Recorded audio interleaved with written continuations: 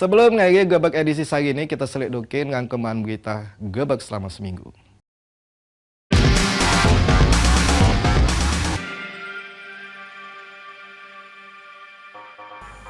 Lagi nyenyak tidur, rumah Ponyo Zubir yang berada di Kelurahan Jukung, Kecamatan Lubuk Linggau Selatan, sudah dilalap sejak wabang.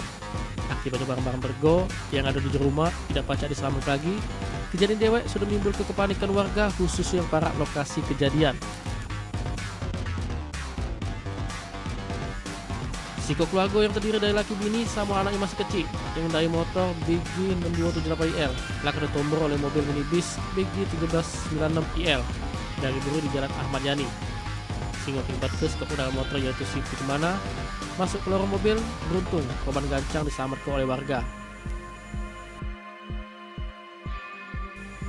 Oknum polisi inisial Brib KCR yang maini dinas di Sasiko Polsek jajaran Polresta Palembang diaduk oleh Holland Sitompul, wong tua dari betina bernama Novi Yolanda yang pada tanggal 19 Desember lewat ditemukan mati gantung diri di kamar kosannya di Jalan Mayor Salim, Batubara.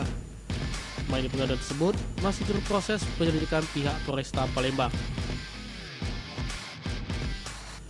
Gus Bandi, pegawai dinas Badan Penanggulangan Bencana dan Penanganan Kebakaran Kota Palembang, ditemukan mati dengan kondisi bersimbah darah di rawa-rawa beri pondok Tambak Iwanyo di Jalan Gubernur Haji Bastari, Seberang 1.